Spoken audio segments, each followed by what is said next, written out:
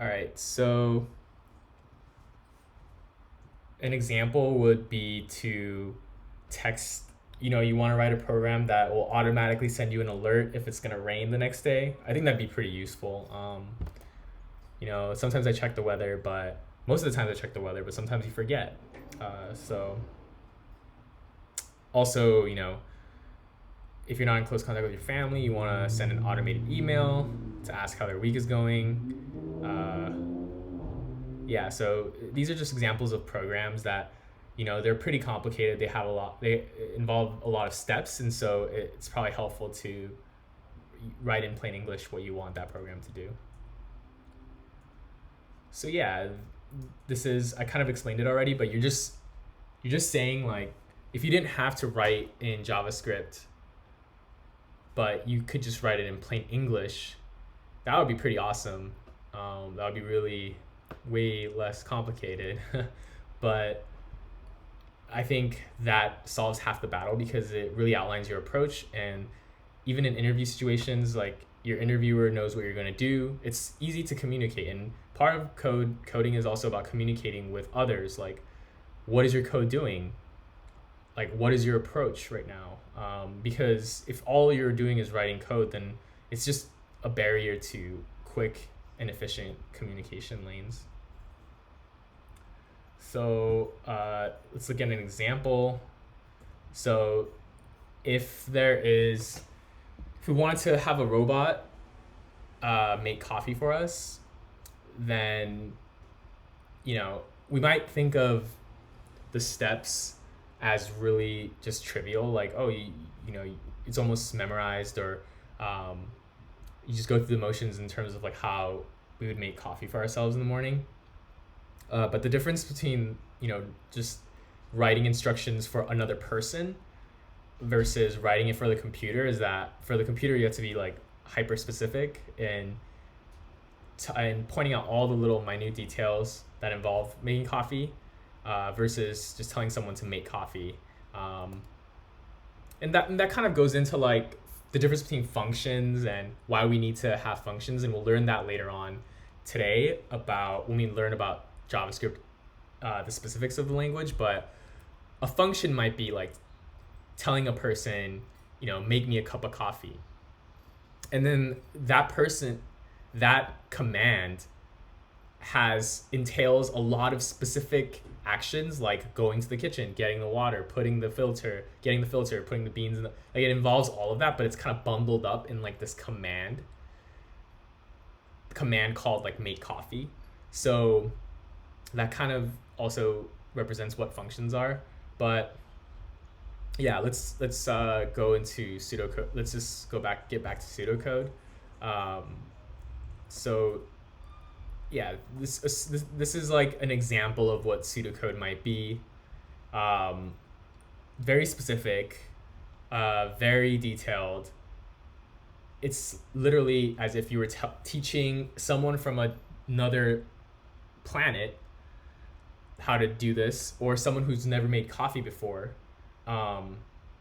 You have to be really specific, and that's sort of like what we need to do for the computer as well when we're creating these web applications, is like we're being very specific, and like when the user clicks this, make sure grab this element and then put it into view, or like make sure when the user clicks this to take their input, send it to the server, to the Twitter server, in order to post that tweet and make it viewable for everyone to see. So like you have to be very specific.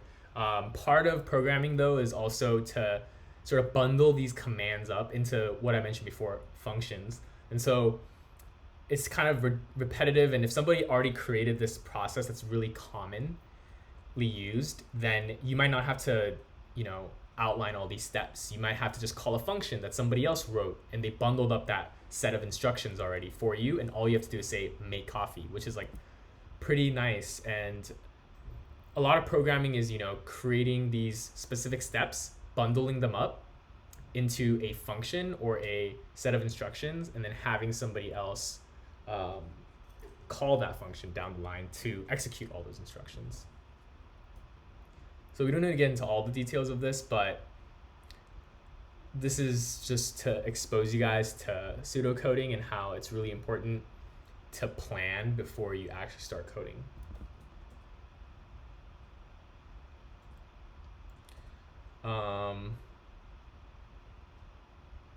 So yeah, might be a function. Somebody asks you an interview question, like there's like four, let's say there's like four, there's a quadrant with like 4 blocks in each one, and you have to make this robot go and make sure all the blocks are clean. So, you could write pseudocode like clean the current square, and then look at all the possible moves that we can make. If one of those moves leads to a dirty area, go to that area, move toward that area, and then go back to step 1. So this is kind of like a repetitive thing where you go to the dirty. You start at a current square that you can just pick whatever square to start at. This probably makes more sense if we go to this animation, but yeah, we're basically telling this robot how to clean, and we're saying, clean whatever current square you're at, and this current square could be just an arbitrary number, like first square, second square. It doesn't really matter where, because wherever he lands, he's gonna clean that, and then he's gonna go to check all the possible moves. So in this particular case, the robot can only move up or to the, vertically 1 or horizontally 1 square. That he seems limited in those movements, and so he'll see, in both possible places that he can move that dirt's detected, and then he'll just, I guess you have to input into the program, like if there's 2 possible places that are dirty, just pick like the top one or pick the one to the right. Like you would just code that in, like that random input, and he goes there, and all he needs to do at this point is go back to step 1. Like and what that means is he would clean whatever square he's in, and then look at the other squares that he can go to. So from here he can go to, one to the right in the x-axis, because he can only move along the x and y, 1 square at a time. So he'll detect that dirt's detected, and then he'll go back to step 1, clean that, and then you'll see that there's dirt detected below him, go there and clean that, and then we're done, because he can't move anywhere that has dirt anymore, so he's done cleaning. This is one way to go about it. There's many other approaches. Like you could say, go make sure you go through all the squares, and then if it's dirty, clean it. Like there's like multiple approaches to solving this problem of cleaning all the squares, but again, it's just another example of pseudocoding, and if somebody were to ask you a question like this and you just started coding, it would be really confusing, and you might get lost in the weeds. And when the code stops working, or when there's an error that's happening, it's more easy to get lost in the weeds and get frustrated. But if you had those set of outlines, then you could just take a step back and say, like, let me just erase my code that created this error, and let's take a step back, look high level at these instructions, and try to realign ourselves.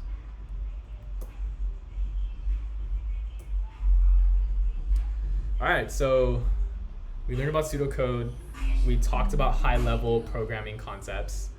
Now we want to get into the nitty-gritty of JavaScript, and this is the bread and butter of web developers. And what we do, I would say, HTML is definitely important. It provides, the skeleton and the foundation for web applications, but a lot of these new frameworks that you guys may have heard of, like React, which essentially, place more of the burden of writing code in JavaScript. So, you could create HTML elements using like pseudo HTML elements that are just in a JavaScript file. So it's the fact that JavaScript is like very programmatic, and it allows you to do so much in terms of like adding logic to your program, and it's not very like static, but it's a very dynamic. It allows you to do a lot of dynamic actions. Because of that, the trends have been going towards like, you know, generating generating HTML and even generating CSS you like in JavaScript files, so that you have access to all the, you know, dynamic nature of JavaScript. Because as you guys may have seen in HTML and in when you guys are working in HTML and CSS, like there's no way you can add logic to that. It's just like you're just telling it to do a certain set of commands, but that's not very flexible. If things change or if user input changes, you know, you need to go and like make all those updates like by hand, in order to fit all those different cases. Whereas like in JavaScript, you have all these tools like if statements and loops and conditionals and all those things that basically make your app, allow your app to be very to fit a whole different set of use cases. And so that's sort of the trend, is like a lot of these CSS and HTML still need to be generated. That's the bottom line, but a lot of the work is being offloaded into JavaScript. So I would say this is where you'll spend a majority of your time, and this is why we spend multiple lectures on JavaScript, because, you know, once you understand this, the other stuff you guys will be able to pick up. But I would say this is the more challenging and more fun aspect of web development, and the other aspects, you know, are definitely important as well. But they can all you can pretty much generate those CSS and HTML files using JavaScript as well. So here we go. So we'll learn about the different types of data that JavaScript can manipulate, because in the end, it's all about data. Like every piece of your web application is represented by a certain data type. And so we'll learn about those different types. We'll learn about how to store data and how to make decisions based on certain conditions, basically allowing your app to have, you know, multiple states, and how to organize code and data into meaningful units. This is kind of what I alluded to earlier with the function, talking about functions and talking about, you know, telling someone to make you coffee versus telling someone to go to the kitchen, gather water, pour it into the coffee maker. Yeah, you know, like it's a long set of instructions, and sometimes it's more useful to just tell someone to do something and they already have a concept of that. And so it saves a lot of time, it's more efficient, it's reusable. And yeah, we find that a lot of things in real life can be modeled by code. And yeah, coding is basically trying to, you know, sort of mimic real life situations anyways, and real life tools. So we'll see more and more of that as we dive deeper into the language.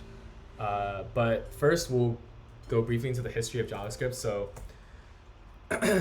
JavaScript was made by Brandon Ike. I'm not sure how to pronounce his last name, to be honest, but he was a legendary man because he created this language, and it really caught on of late. But initially it was pretty limited in scope because it could only run on your browser environment. So you could think of your browser as like, you know, Google Chrome or Windows or Internet Explorer, whereas like the code couldn't run like on your actual like when we talk about servers, it's literally like your computer and you know, the operating system underlying your computer. JavaScript couldn't access that environment. It was only limited to the browser. And so, you know, back when desktop applications were really popular and the web was just catching on, that meant that JavaScript wasn't as popular because, you know, we had our Microsoft Word and our Excel, and we had all these desktop apps that we did a lot of our work on, and the internet was really slow and it was kind of, you know, sketchy. And so JavaScript started off with a limited use case because it could only run on those environments. And there's also this standardized scripting language organization called ECMAScript, and I think the point of this bullet is just to show that JavaScript is an evolving language. There's constantly new additions to the language, and it's constantly changing.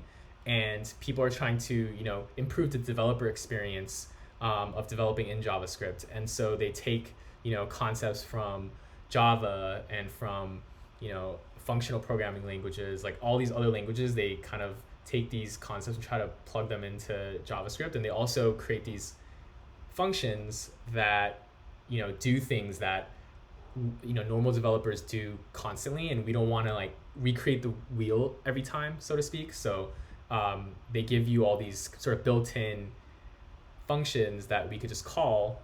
For example, like if we wanted to pick an item from a list that fits a certain set of criteria, that's something that's like very commonly done.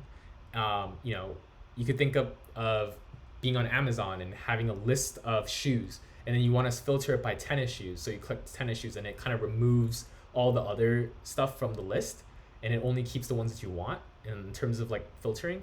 And so that's a very common thing that, as a developer, you don't want to constantly rewrite that logic. So it's just bundled into the language for you, and you could just use a function somebody else wrote. And you could be assured that it works because it's heavily tested, and then you just use it. So JavaScript is very popular.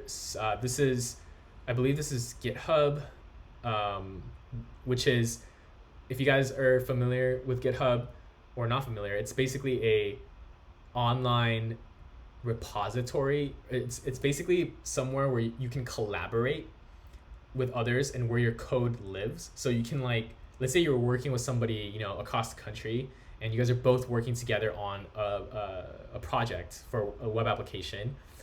You would essentially have the code live on the cloud, like on a GitHub hosted server, and then you would make changes to it, and then they would be able to pull down those changes, write their own code, push their changes up, you pull their changes. It's kind of like a back and forth collaboration. It enables collaboration, and a lot of projects are done on GitHub, and so this sort of tracks how popular JavaScript is as a language, and it's the most popular language on GitHub. Obviously, not every company uses GitHub. There's a lot of companies that have their code just in-house because they have security concerns, and they don't want their private code to like live on the cloud, even though you could privatize your GitHub repo so that not everyone can see it. This doesn't mean that like JavaScript is the most popular language out of all the languages, but on GitHub it is, and there's a lot of reasons for why it's becoming more and more popular that we'll get into. So this is one of the reasons that JavaScript is becoming more popular, is because, as I mentioned before, in the 90s, JavaScript could only run on your web browser, so it couldn't run on your actual computer. So let's see. If, as an example, like we could think, okay, so the server. So let's kind of get the idea of client side, server side, database, like what that all means through an example. So let me go to an actual browser, and we'll just walk through an actual example. So right now, this is my browser, and I'm within my browser's environment, right? But when I request this, when I go to Instagram.com, I know I'm using Instagram a lot. So when I go to it, what just happened right now was my browser sent a request over the wire through the internet, and it hit Instagram's servers, which is like, basically you could think of it as like your own computer. Instagram has like a bunch of their own computers, right, that are their servers, and they're lit. And once you hit this, send this request, that server gets that request. Sorry, I was gonna close the window if that kept going on, but that server gets that request that your browser made, that your computer browser made, and then it responds with JavaScript file, a HTML file, and a CSS file. So that server is responsible for sending you those files.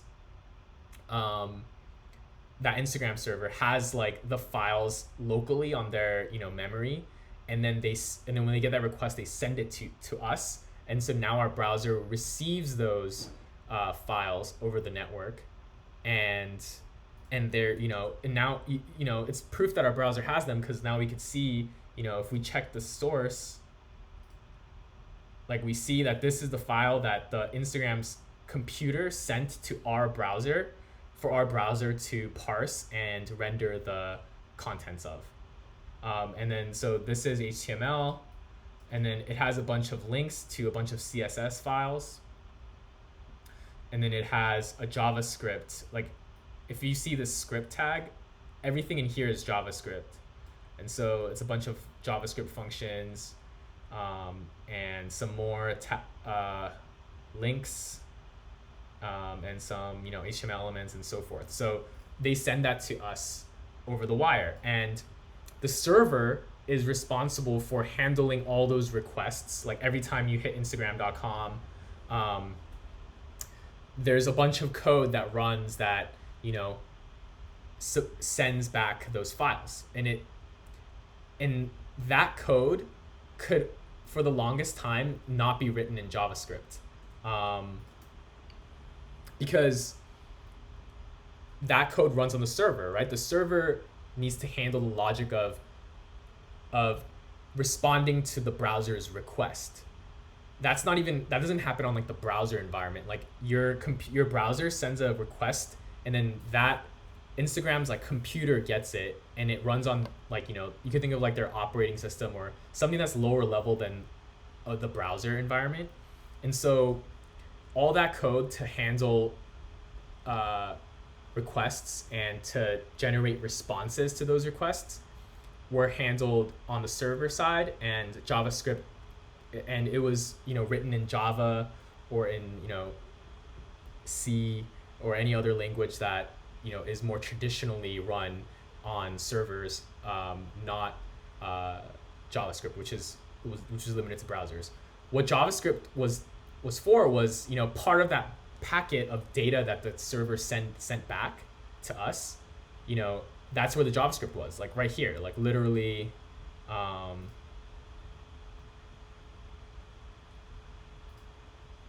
Like this is the limited scope of JavaScript, is like it was only for these scripts to manipulate HTML elements, to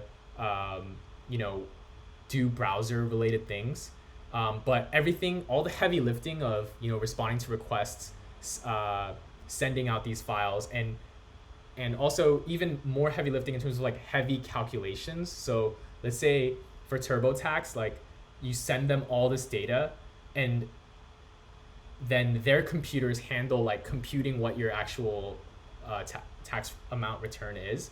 All that heavy lifting was also done on the server side. So the browser was really limited to just like manipulating the view and changing HTML elements, changing CSS styles and such. And so it was very limited in scope. But what this means, like JavaScript across the full stack, means that, sorry, I'll move this a little bit.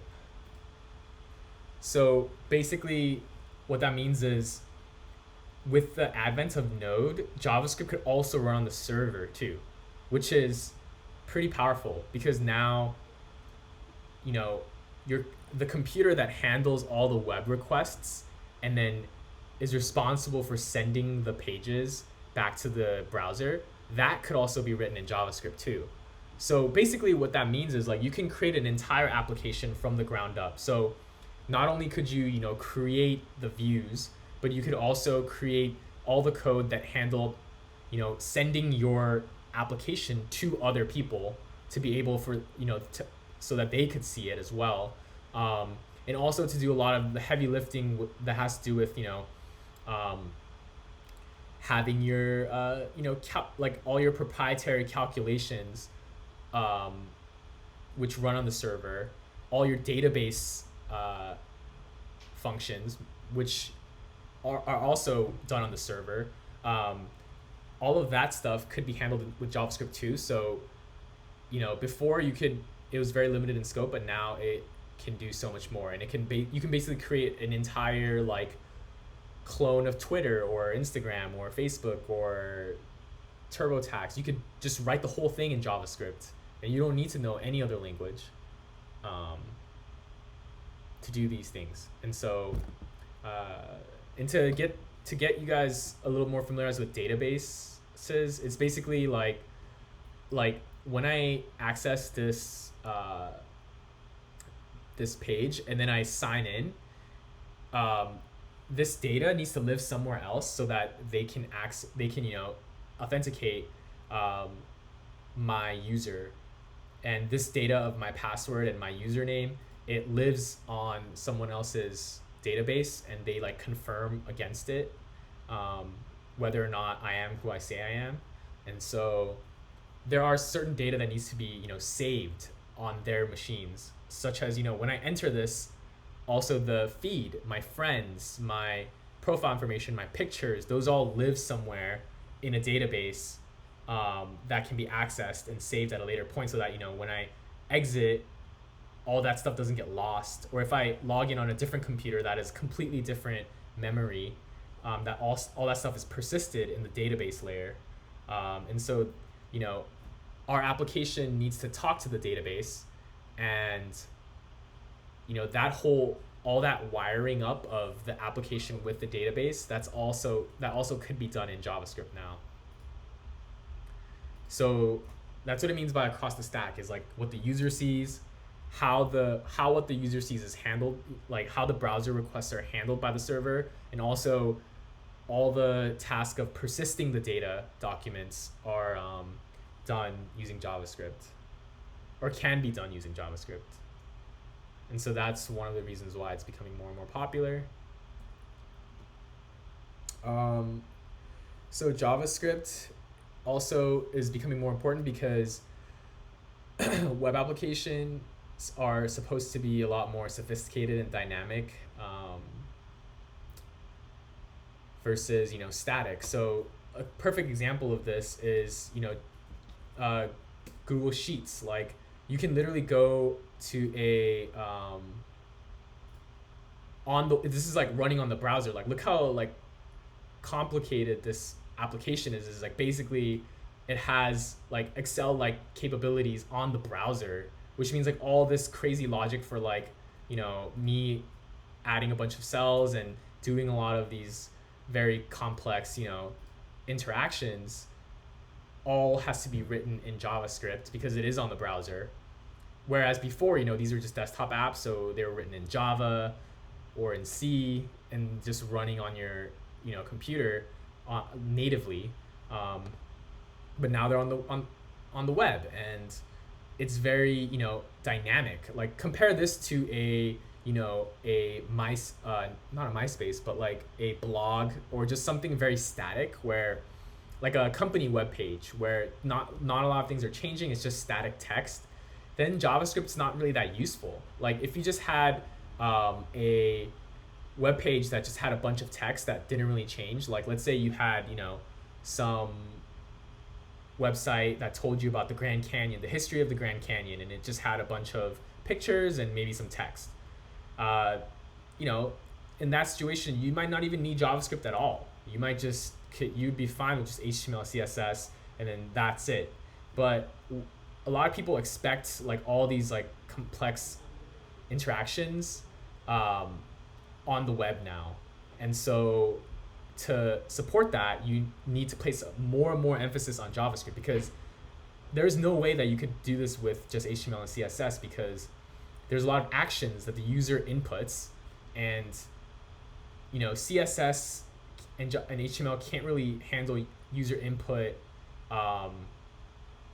except for a certain limited use case. There are certain cases where, like, for example, for filling out a form or something, technically I think actually even for that you still need JavaScript to take that data that they filled out and then send it somewhere. So yeah, JavaScript, this all just goes to show that JavaScript is becoming more and more important because websites are just becoming more and more complex.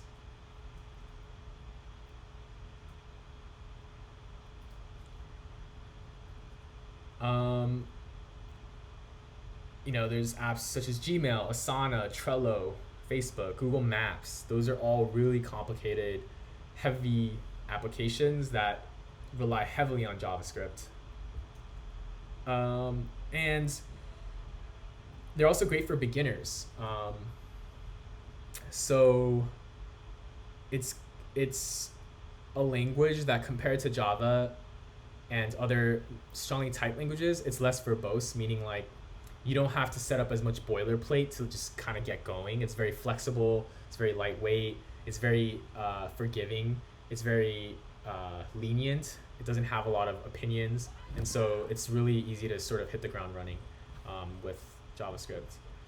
And I just want to also go over, if you guys are confused about what the single page application means, it basically means, like, a while back, I'm just gonna go to another,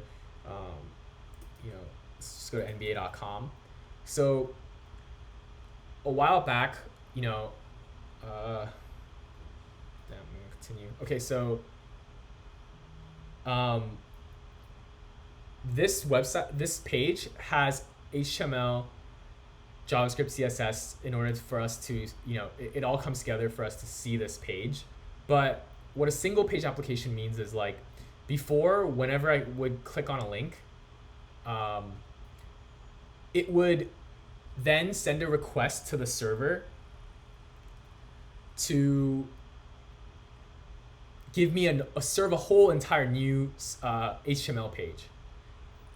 Each link that we clicked, like each new page that we went on, was like an entirely new HTML page that the server gave us in response to like whatever this URL was, because this is what the server gets sent. And so essentially that's telling the server to give us, this page, and every, page had a different HTML file associated with it. Whereas nowadays, what happens is when I click this, JavaScript, it never even goes to the server. Like, JavaScript just handles creating those new HTML components, switching out, when I was here, I could see, this Utah versus OKC box. But when I click here, that goes away, and then I just see a bunch of players. So JavaScript is just handling removing those HTML elements and adding those new HTML elements into the view. And so we don't even need to go to the server, which essentially means, like, technically, if we have all the data here, we wouldn't need an internet usually, like, if I click this, it'll request data from the server, but not an entirely new HTML file. So all this to say that JavaScript is just becoming even more important because it's doing way more. The server is doing a little less, and everything is just staying right here on the client, rather than going to the server to serve an entirely new HTML page. Like, JavaScript just handles that by, switching out certain HTML elements for other ones. And that's what's meant by single page, because there's only one page, one HTML page. JavaScript handles like shifting and moving all those elements on that HTML page around. Which, again, also makes JavaScript more important because it's just doing more and more now, and the server does a little less.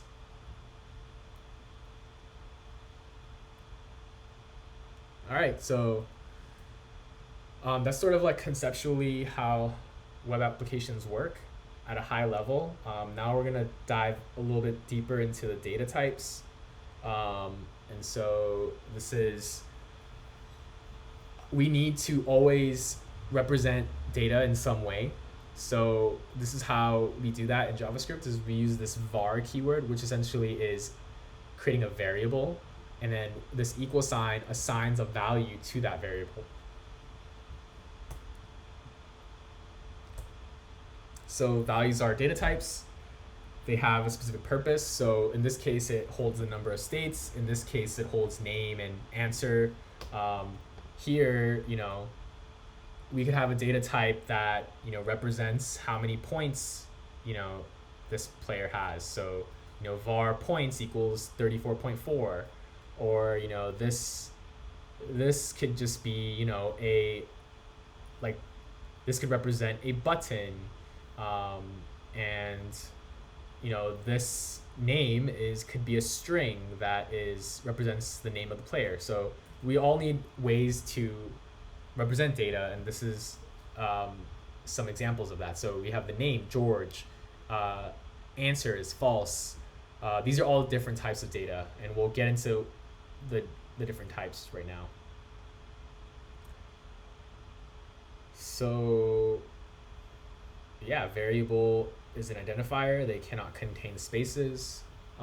They cannot contain white spaces, and they also need to begin with a letter, underscore, or $sign. They can only contain numbers, underscores, or dollar signs. They can't contain like weird characters other than those. Case sensitive. Cannot be a reserved keyword. So like you can't say, at least I don't think you could use like var. Maybe you can, but var is like a reserved keyword. Like it denotes that whatever comes after it is a variable. So I don't think you can call something a var because it's a reserved keyword. So you can either use let or var. You can also use const to initialize it, but for now we can just let's just focus on var. We don't need to get into the other types. So these are the main primitive data types. Hello is a string, and essentially we represent names, we represent passwords, or we represent specific properties. So for example, on Amazon, the type of a certain item could be called could be a string, and that could be like shoe or something. I think there was a question or something on the chat. Sorry if I missed this and if this was said earlier, but Gerardo asked, so going back to the sports website, is it used through only JavaScript or HTML with JavaScript?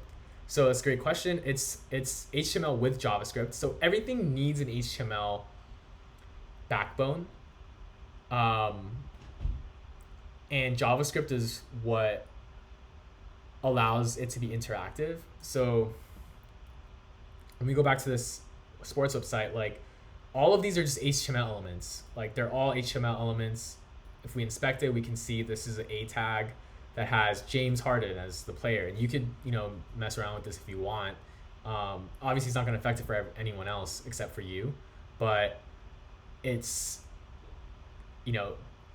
it's just HTML elements. What JavaScript does is when I click this, it just handled like removing a bunch of HTML elements and adding a bunch of new ones. All that logic was handled by JavaScript to display this new page that has new HTML elements, and so on. So it's a combination of JavaScript and HTML and also CSS for the styling, and yeah, the JavaScript's job is like on this element right here. It basically has an event handler, and it's basically saying like on click, run this function. And when you run this function, it'll grab a bunch of HTML elements and like rearrange them around, shift them around, create new ones, delete some of them, create new ones, and then now we have this new page. It happens all really fast. It's doing a lot, but it's like optimized, and there's a lot of abstractions, so we're not necessarily handling each element. It's kind of handled as a group. So we're just switching things out in mass, and it's not just like, oh, take this one thing, delete that. It's like happening in a bulk action. So yeah, I mean, that's one way to do things. I don't want to get too deep into the weeds here, but there's like two main ways that clicking, this changes the view versus clicking. So one way is JavaScript handles all of that, like manipulating all the HTML elements. Or technically, it could go and make a request to the server and to ask the server for an entirely new HTML page that only fits like, this page. So there's two ways that technically this web application could work. And one, a trend of late is to let JavaScript handle all of that logic and heavy lifting versus going to the server and asking for an entirely new HTML page. That's the trend that a lot of apps have gone to. And doing it that way places more and more emphasis on JavaScript versus, having server-side code handle that, which also could be JavaScript now, because as I mentioned before in the full stack slide, JavaScript can also run on the server now as well.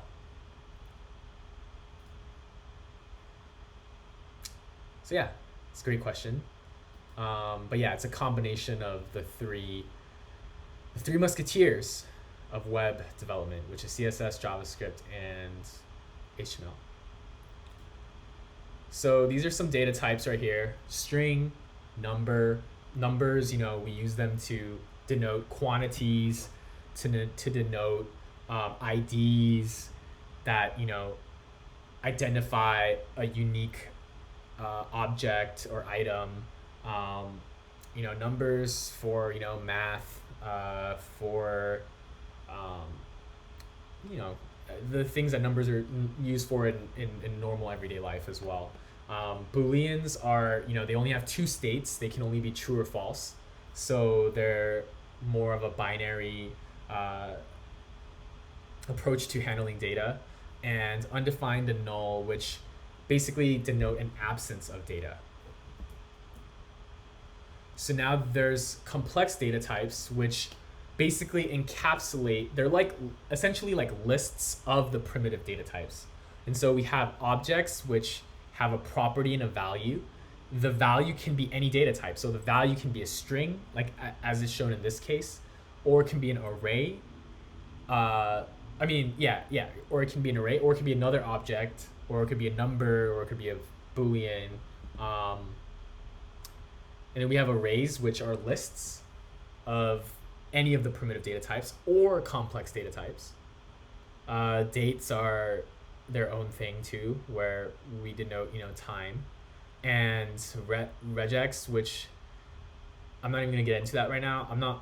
I know what it is in terms of like, it's this expression that helps to match certain strings, but I won't get too deep into that because that has a smaller, more limited use case, and you could get pretty far without really knowing regex until you absolutely have to.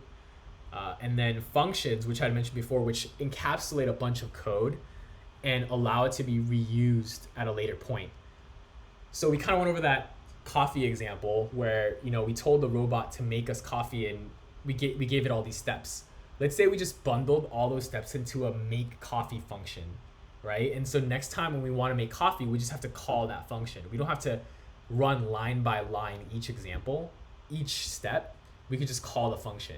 And so that's kind of the same idea where we're bundling a set of instructions into a bag, and we don't have to care about the insides of the bag anymore. We just have to care about the bag, and we just run it, and everything inside the bag will just run.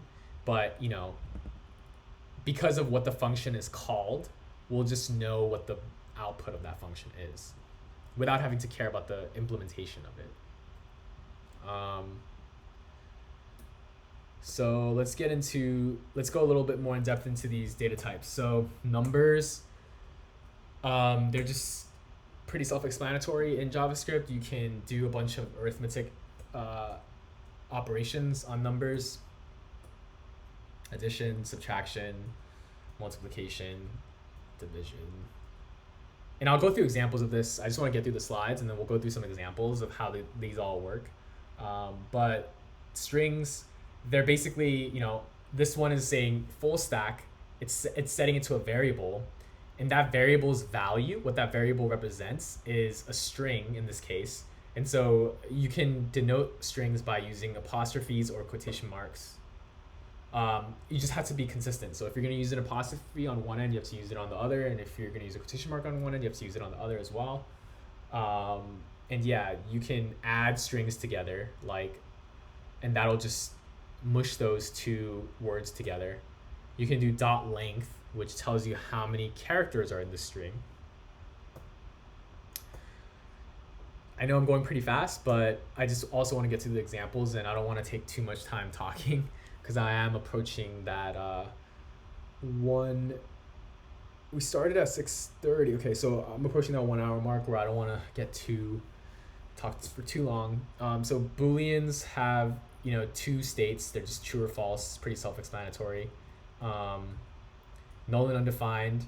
So undefined, there's a little bit of a nuance. They might seem pretty similar, but undefined just means that a variable has no value. It hasn't been given a value yet. Like, we may have instantiated a variable without assigning it to an actual data type. Whereas null just means there is no value. It means it's not like it hasn't been assigned yet, but it just has a value of no value. But we don't have to go too in depth into that for now. An array stores multiple values. So here we have this example of an array that stores a Boolean, a string, another Boolean, and a number. So it can store all these data types, and they're separated by commas because it's like a list, and they have an opening and closing bracket. They're essentially a list of values separated by a comma. Now objects are like key value pairs, and they're basically like, you could think of an object as like sort of a real world, like we'll just compare it to a real world thing. So like if you were to describe a person, right, it would be hard to describe a person in a string, because what would you put into that string? There would be no organization to that string, right? But if you use an object with properties and values, and it can have multiple properties and multiple values, you could say a person has a property of a name, and then you give it the name of that person as the value. So, David, for example, or Charles. The person could also have an age property, and then you could give it an age. So I'm 27. Charles might be, 30, might be 20. But essentially this object represents an entity, and the reason why it's hard to represent a person as just a string of like person equals string David, but what does that mean? Like, is that my name, or is that my nickname, or is that, like, you don't really know. But with this object, you could say the name is David, the age is 27, the address is this, the income is this. You could actually have a representation of a real world thing in code, like by wrapping it in this object. And we'll go into some examples. But they're just groups of keys and values, but they represent just real world. You can think of them as representing real world things. So like a dog, right? It has a name, it has a color, it has a breed, it has an age, it has a personality. And all those things can be encapsulated in an object. And we deal with this in web applications too, and we'll see that in a sec. And finally, the beautiful function, which is a reusable chunk of code. So I constantly belabored the coffee example, but here we'll add some cookies into the mix. So all of these instructions on creating cookies we don't want to do them every single time. We don't want to type them out every single time that we want to bake cookies. But let's say we want to bake cookies like every day. Do we want to really type out every single line, or do we just want to make a function called bake cookies that is reusable, and we put all the instruction in there one time, and every time after that we just call baked cookies and it'll run everything inside of it. So it's a good way to reuse logic. A function is similar to a recipe. So, you know, the recipe implementation, the implementation of baking cookies is within these squiggly brackets up here. Let me just get rid of this. So as you guys can see here, there's some squiggly brackets. That's what contains the function. So everything inside of this is the code that runs when you call this function. And how you call the function is you use parentheses and then you pass it the inputs. You know, we want to be dynamic. We don't. If we couldn't pass inputs, then we could only bake chocolate chip cookies or whatever cookies that we wanted to bake when we first created these instructions. But if we put in these dynamic parameter inputs, then we could choose based on our mood what kind of cookies we want to bake. And so here we see, you know, it takes an input of a chocolate string in a quantity number, and then it like runs all that code inside of it. I think that's the last. There's more. So comments. You can use comments using double slashes, or you can use a slash asterisk slash. This is a multi-line comment, and this is a single line comment. And they're really useful if you want to communicate with the reader of your code as to like what crazy things you were thinking or what possessed you to write code in a certain way. So yeah, let's get to some examples, because I know that went really fast, but I just want to quickly go over some examples of how this all ties together. So let's just talk about people right now, right? Let's just say that we want or let's just say we're trying to make Amazon, right? And we get t-shirt, and then we want to like represent this t-shirt that's on Amazon. Let's take a guess as to like how this t-shirt is represented on Amazon's website. So, you know, we'll create variables, right? Like variable name, and then have it be, you know, this men's heavyweight, 6.1 ounce. Like that's a name. And then what else could this t-shirt have as a property? So this is a string. We're setting a variable of t-shirt name to a string, you know, men's heavyweight 6.1 ounce. We'd also have a t-shirt color, and then have it be gray.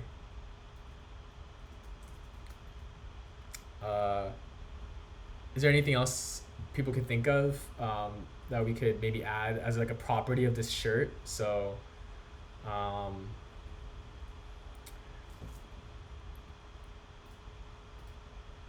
material, perfect. Yeah, so size, material, these are all things. Material, we could just say, you know, cotton. Var size, we could say, you know, medium. What other things, like let's think of some other data types. Like we've done strings. Can anybody think of maybe another data type that we could use that kind of has to do with this t-shirt? Maybe like off the bat, I can maybe think of like price, right? So how much does this thing cost? Perfect, quantity available, right? So price is like, let's just say it's $10, and then let's say the quantity available is like 5, so, or 50. So we have like all, you know, we're getting somewhere now when we're using these data types. So this is a number, this is a number, this is a string, this is a string. Boolean, I mean, I guess I could say like is sold out. and then that could be like false, like it's not sold out.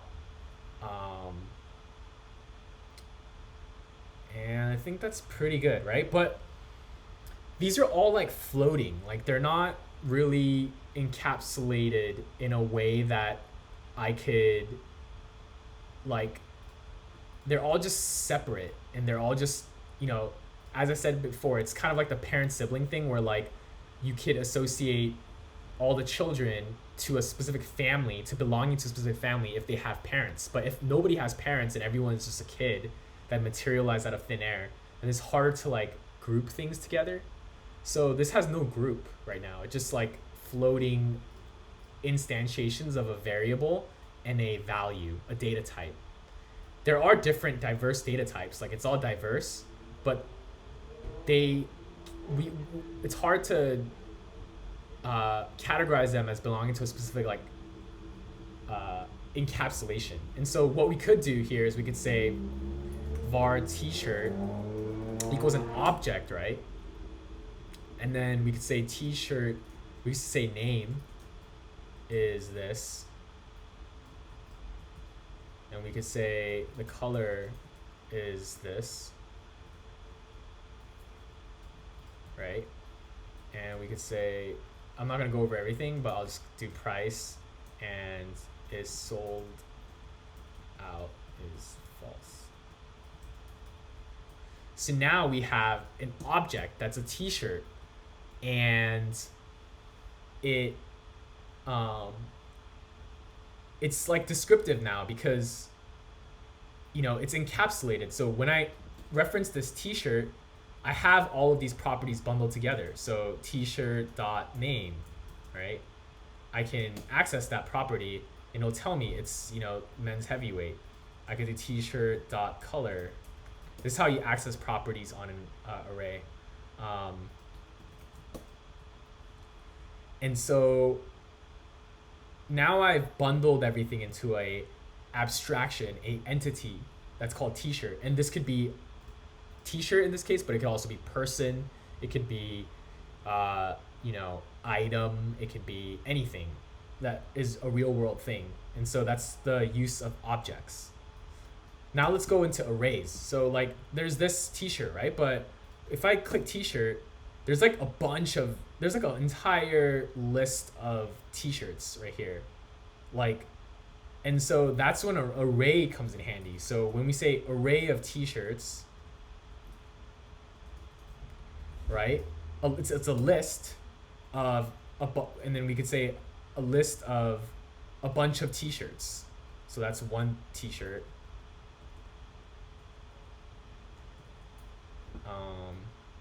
Right? But we could also have another t-shirt that is a different name. Like, let's say it's the same name, but it's like black, right? And then, you know, let's have a different one. And this one's purple. So now we have a list, we have an array of objects, and it's kind of like what in JavaScript, like how these are represented in the code is likely just an array of objects. It's a list, and the JavaScript contains that list, and then what it does is for each item in that list, it creates like this HTML element for each item in the list. And so this is all just a bunch of array. It's just an array of objects. And then what we do is we basically say, you know, we have a function that takes this object and then creates the associated HTML element from this object, because this object has all the data it needs. It has the name, it has the price, it has the ratings, and it has the whether or not it's prime. So that might be like a Boolean, like is prime true or false, because this one's not prime. So that's what this is. And essentially we might create a function like convert object to HTML or something, and it takes an object, and then it returns like some HTML. So like it returns like div, that has object.name, and then it has another div that has object.color, right? And then we just go through this list and call this function that actually converts all this data into HTML elements that display and render that data. That's basically the gist of everything, is how it all works together. Is like I have this list, and how it ties into the database is like the database is where this all lives.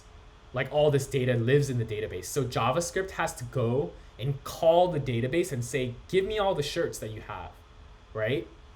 And it all lives in the database because Amazon doesn't want it to go away when like someone closes their browser and all their data is lost. They're not putting their data on the browser. It's like in a secure location, in a very heavily secure server. And then the client, the browser, asks the server, hey, can you give me a list of all the t-shirts that are available for sale right now? And then the server goes, sure, here it is. And it literally sends your code. It sends you this list, right, from the database, like here is a list of all the t-shirts that are available for sale.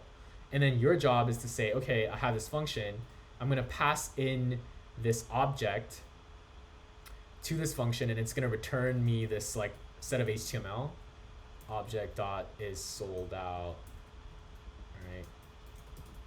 And then that's how you generate your HTML, and then you have your page. That's how it all ties together. It's I went through a lot and really fast. So while you guys are working through the exercises today, feel free to ask any questions you guys have. But that pretty much